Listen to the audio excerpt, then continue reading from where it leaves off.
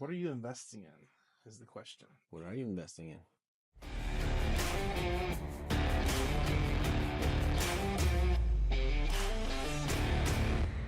think a lot of people, me definitely invest in relationships.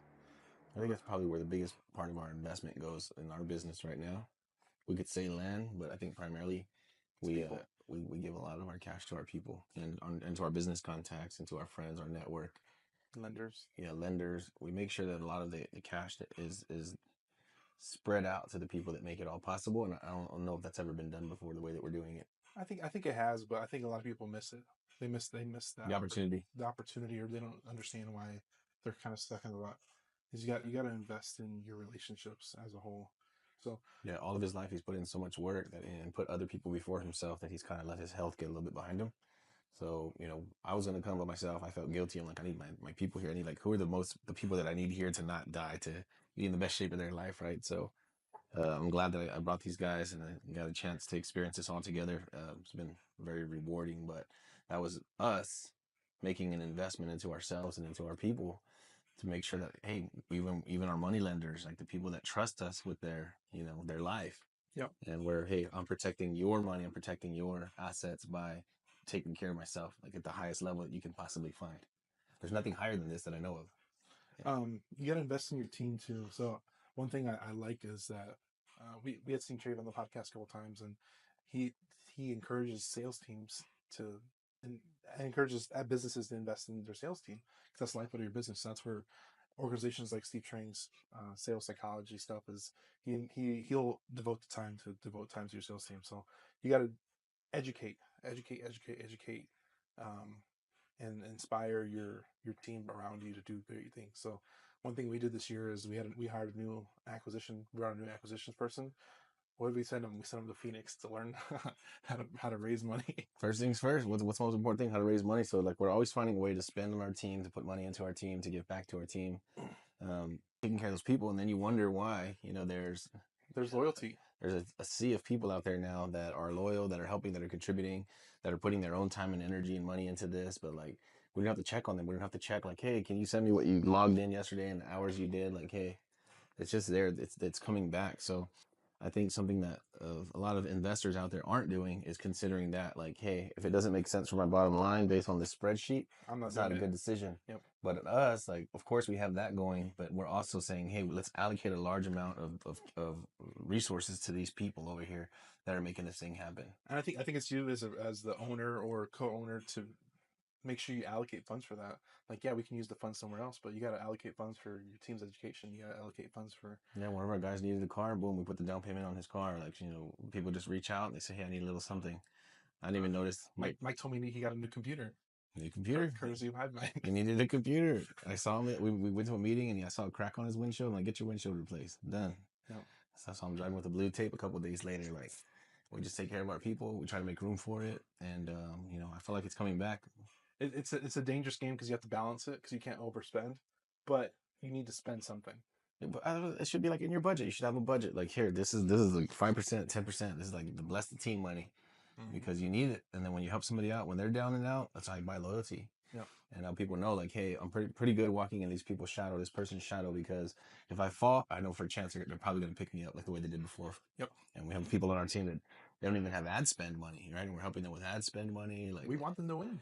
We're really contributing into our people, literally out of our pocket. And then, like you said, hey, we got our own bills, we have our own responsibilities, but it is worth it to invest into your people, into your team, because that's how I think a company gets exponential without you having to incur too much risk, right? So you get 20 flip houses, that's a lot of risk. It's a lot of capital to flip those things, right? So the way that we split up our risk is there's awful lot of people pulling in the same direction as us based on the relationships that we've built before today. That's about investing in your students or investing in your surroundings, people around you. I think we brought on a lot of friends and family into the business. The students that stick around, they're bringing deals and they can make it on the team. We'll bring them on as a team, but they're cutting their teeth while they still have their 9-to-5 job, or if they're a stay-at-home parent. We've had a few of those, but there's a lot of opportunity that we're willing to invest in them too. Mm-hmm. I think the biggest reason why we do that is me and you didn't know shit at one point, and somebody invested in us. It might have been an hour phone call. It might have been a lunch. We went to lunch and shook hands and broke bread with somebody. But there's a lot of investment that created us. So you got to return that investment. I think that's why it's part of our culture now, and it's part of who we are as people, I think, and it rubbed off into the culture, is that, hey, if somebody gives us something, then we should, and we have it to give now, we should probably share it with somebody else. Yeah. Just to be a good friend, to be a good human being, to be a good person. And then, of course, that was us being us, but then it turned into this amazing community of these awesome people. And community. Now people want to be here, they want to help, they want to serve, and we're like, well, damn, well then, if they're going to be here helping us, serving, and what can we do to serve them? What can we do to help them back? So we're always trying to find a way to give back, to make something happen, to push forward for other people. Yeah, I think it's a big missed opportunity for. I always think about I think we really have a great business and a business model, but I always think of like people that don't have this. It's tough, bro. The real estate is probably one of the toughest spaces to make it in. Lots of companies fail. Real estate agents fail. I see them struggling every day on Facebook. Friends of mine. I mean, we saw a lot of turnover during COVID with wholesalers. A lot of wholesalers had to go back to work. They had to go back to work. It's insane. So I think a lot of people, you're not investing in the right things. I don't know. Yep. Don't forget what's on your spreadsheet. Don't forget to grow your revenue. Don't forget to grow your company. But I think you got to pay attention to what is the most important part. What are you trying to grow? What are you investing in? Are you going to have like, oh, you're going to be the guy with 1,000 doors and has no friends? Or you're going to be the guy with, that owns 50 rentals, but you worked your whole life away. Right? You forgot to invest into the people around you. There's going to be a Hive retreat in the future overseas with like 100 people there. Costa Rica, islands. We got some good stuff going. It's going to be crazy. But I'm excited for people here maybe watch this. It could be you. Be all of our richest friends that we made rich. So, this is a great point.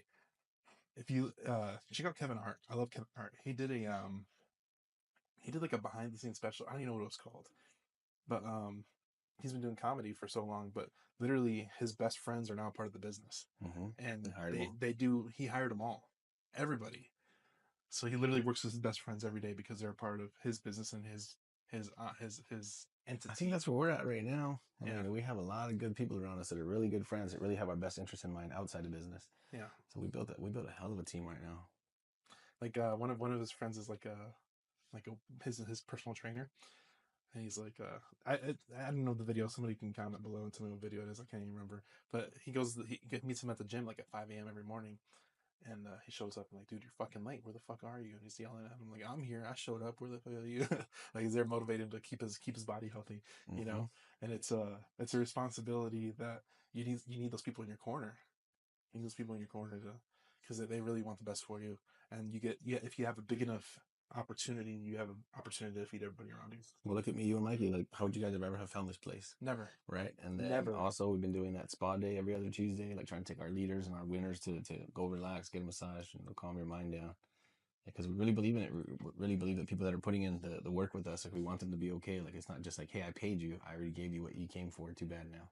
Yeah. It's like, no, beyond that, I want you to get paid, but I also want you to be here for a long time with your kids and your wife and that kind of stuff. So we really do care about our people, man. And that's something that I don't think that's normal in real estate.